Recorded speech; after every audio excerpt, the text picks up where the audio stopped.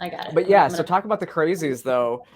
So this weekend I had an event with. Oh, there you go. Yeah, I did an event with Chloe Cole in Pennsylvania, and I got For people there who at don't know like. who Chloe is, for people who don't know who Chloe is, who's Chloe? Okay, yeah, Chloe's the detransitioner. She's 18 years old. She started taking Mm-hmm. hormones at 13 years old, and then had a double mastectomy at 15 and detransitioned at 16. And so she's been kind of going. She's kind of been everywhere in the news because she's suing her doctors now. And Right. and me and her have been doing a lot of events together. And after we were done, people were like, we made everybody. They were like, you guys have. You like our chemistry is very good, especially on stage together. Mm-hmm. So we always like to be on stage and talk and Leo interact. Libra. Leo Libra chemistry is good. Yeah. Well, She's and a Leo. so I get. Oh, is she? Oh, okay. I got to Pennsylvania at like 4:30. I think I got to my hotel room, and then the organizer of the event actually texted me and said we got to cancel. I'm like, we have to. I actually texted him back. I said, "You're joking me." I thought he was making a joke, and he said, "No." Sarah, this is a good thing. This is how you know you made it. In Yeah. your case, when they try to cancel your event, or they do cancel your event, and in my case, when they try to prevent you from entering the entire country of Australia. Yeah. No, but you're absolutely right. Like, how ridiculous! Gun ranges with gays. Yes, gun ranges with gays and trannies. That's perfect. That's the way to spend the weekend.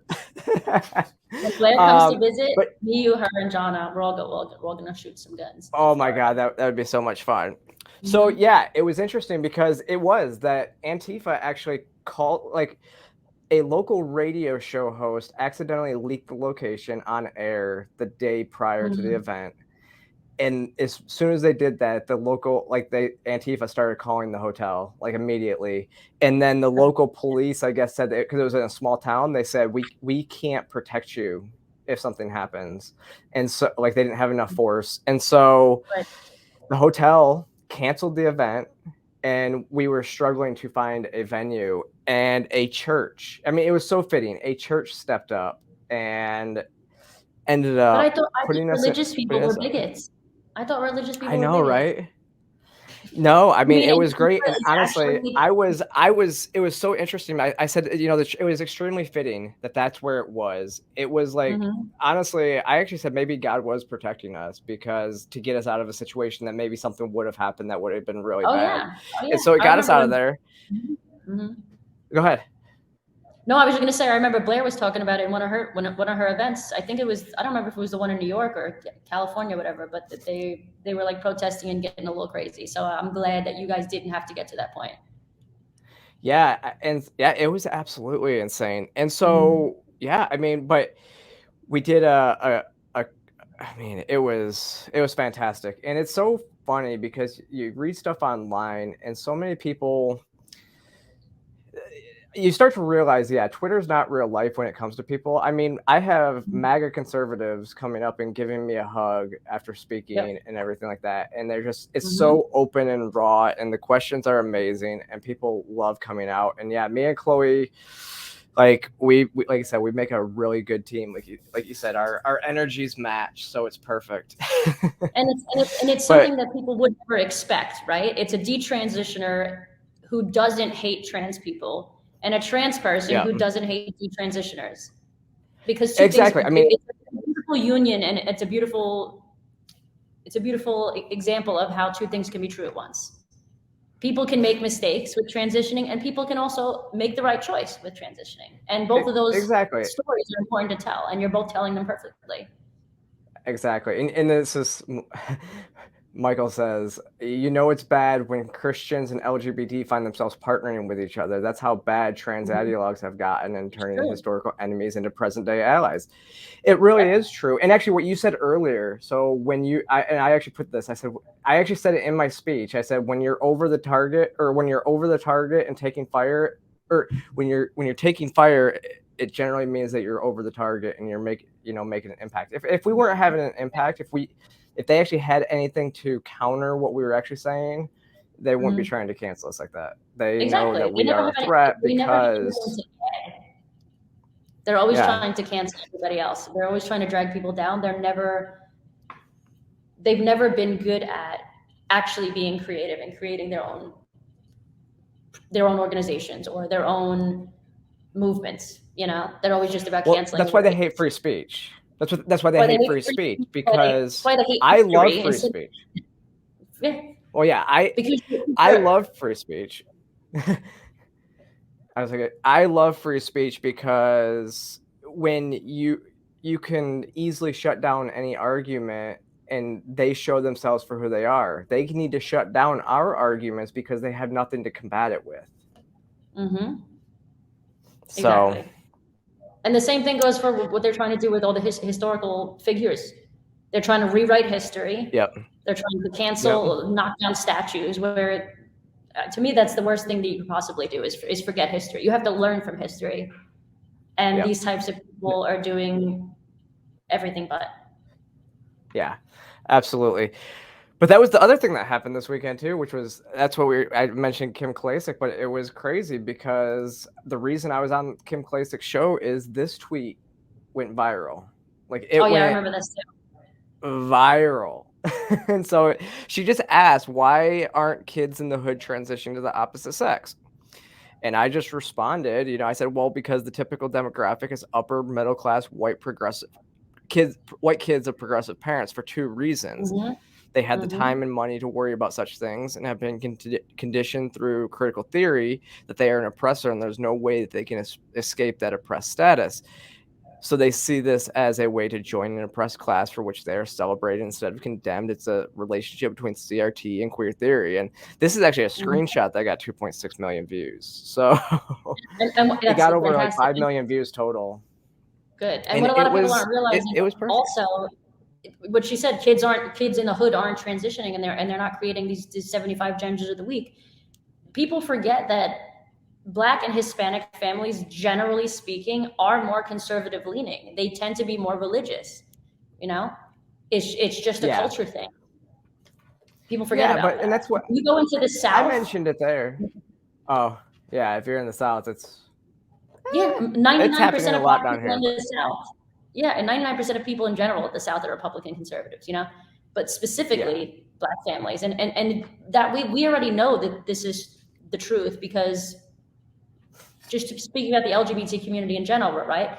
What is the number one target for LGBT in the LGBT community? Who is the number one target for LGBT homelessness? I don't know if you know this, but it's Black and Hispanic youth. Yeah, it's Black and Hispanic youth. So black families generally are not as accepting of LGBT people as white people are. They do lean more conservative in a lot of ways. They do tend to be more religious, like you said, and very Christian. Most are very Christian, and then there is some sects that are more Muslim as well. But it is interesting. But I also think, some of it has to do with the religion aspect. But I do think, I think what Matt Walsh showed and was a woman when he actually went to Africa, that if you, I remember the guy was like, you don't have the time. Yeah, you don't have the time nor the money or resources to worry about such things. It's like P. Diddy said, more money, more problems, right? It's true. They're creating. You make up your own problems. Which is the ultimate privilege, isn't it? But people on the far left and the woke activists do not want to know that. They want to believe that. Well, I'll give you a perfect example. One of my old friends, this is going back from when I was like 18, 19, literally, when I first came out of the closet. My friend Nikki recently came under fire for posting about Trump on her New York lesbian page. It's like a New York lesbian party. It's like the only lesbian party left in New York City is the one that this woman produces. And she posted something about Trump. She got a shit ton of hate. She contacted me. She's like, help. I'm like, I got you. And I looked to see who the people that were hating on her were. Of course, it was 20 to 30-year-old, very wealthy or middle class white women every single time. Because the truth is, Black people don't hate Trump. Most Black people love Trump. Everyone, most Hispanic people love Trump, especially the people in Florida. And it's always the white people that are upper middle class or even upper class that are finding faults with everything possible because their life is an actual life of privilege, and they have nothing better than, they have nothing to worry about themselves that they're worrying about potentially hurting other people's feelings. Yeah. You know, Well, that's but that's even I don't even liken this to as much to race either, because I don't think a lot of, white kids that live in the hood, like poor white kids, are transitioning. I would actually probably say even young minorities in affluent areas are probably transitioning more than, anybody that's in Yeah, the no, it's hood. So definitely a it's not class as thing. much it's more of a class thing, I think, than a race thing, period, Mm-hmm. But like you said, that there 100%. still is that dynamic of people being more Christian, and a lot of, Mm-hmm. a lot of the white progressives are not people of faith anymore.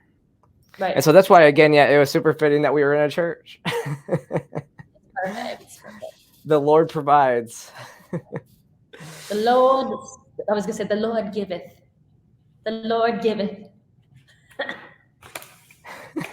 The Lord can take it away, though, too. The Lord can take it away too. Jesus loves you, though. I don't. So says Matt Walsh We can talk about only. Matt Walsh for a minute only if you want.